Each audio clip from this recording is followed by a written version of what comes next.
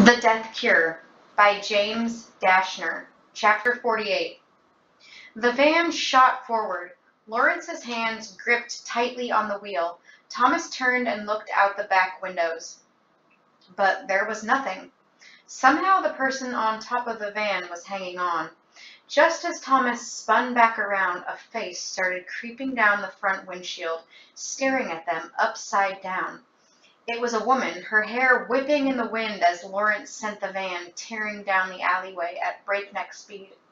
The woman's eyes met Thomas, and then she smiled, showing a set of surprisingly perfect teeth. "What's she holding on to?" Thomas yelled. Lawrence answered, his voice strained. "Who knows, but she can't last long." The woman's eyes stayed locked on Thomas, but she had freed one of her hands and balled it into a fist, then started pounding on the window. Thump, thump, thump. Her smile stayed wide, her teeth almost glistening in the lamplight. "Would you please get rid of her?" Brenda shouted. "Fine." Lawrence slammed on the brake. The woman flew into the air, shooting forward like a launched grenade, her arms windmilling and her legs splayed until she crashed to the ground. Thomas winced and squeezed his eyes shut, then strained to get a look at her. Shockingly, she was already moving.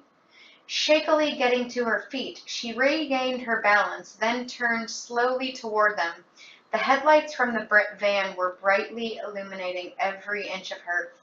She was no longer smiling. Not at all. Instead, her lips had curled into a fierce snarl. A big, wet, reddened the side of her face, welt. Her eyes bore into Thomas once more, and he shivered. Lawrence gunned the engine, and the crank looked like she was going to hurl herself in front of the vehicle, as if she could somehow stop it. But at the last second, she pulled back and watched them pass. Thomas couldn't take his eyes off her, and in his last glimpse, her face melted into a frown and her eyes cleared, as if she'd just realized what she'd done, as if there was something left of a person she used to be. And seeing that made it worse for Thomas. She was like a mix of sane and not sane. Just be glad she was the only one," Lawrence muttered.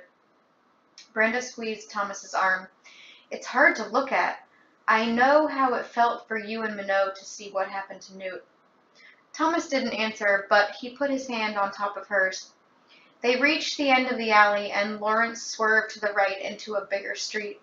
Small groups of people dotted the area up ahead. A few were struggling as if they were fighting, but most were digging through trash or eating things Thomas couldn't quite make out. Several haunted, ghostly faces just stood and stared at them with dead eyes as they drove by. No one in the van said anything, as if they were afraid that speaking would somehow alert the cranks outside. "I can't believe it happened so fast," Brenda finally said. "You think they were somehow planning to take over Denver?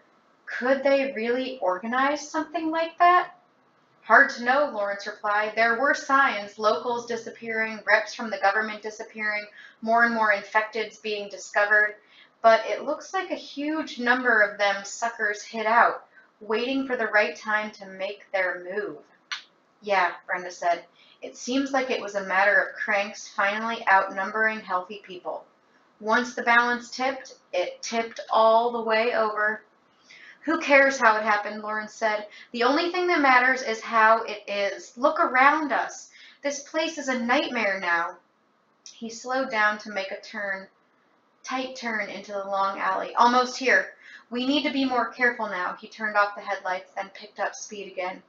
As they drove, it became darker and darker until Thomas couldn't see anything more than large, formless shadows that he kept imagining would suddenly leap out from. "Maybe you shouldn't drive so fast." "We'll be fine," the man replied. "I've driven this route 1,000 times. I know it like the back of my—" Thomas flew forward and was snapped back by the seatbelt. They'd run over something, and it was caught beneath the van, metal from the sound of it. The van bounced a couple of times, then came to a stop. "What was that?" Brenda whispered. I don't know, Lawrence responded in a quieter voice. Probably a trash can or something. Scared the crap out of me. He inched forward and a loud, scraping screech filled the air. Then came a thump and another crash, and everything fell silent. Got her loose, Lawrence murmured. Not bothering to hide his relief, he continued, but slowed to a fraction of his speed earlier. Maybe you should turn the lights back on, Thomas suggested. Amazed at how fast his heart was beating. I can't see a thing out there. Yeah, Brenda added. I'm pretty sure anyone out there heard that racket anyway. I guess so. Lawrence turned them on. The headlights illuminated the entire alley in a spray of bluish-white light that, compared to the previous darkness, seemed brighter than the sun. Thomas squinted at the glare, then opened his eyes fully, and a bloom of horror rose up in him. About 20 feet in front of them, at least 30 people had emerged and now stood packed together, completely blocking the road. Their faces were pale and haggard, scratched and bruised. Ripped, filthy clothes hung on their bodies. They stood there, every one of them looking into the bright lights as if they weren't fazed in the least. They were like standing corpses, raised from the dead.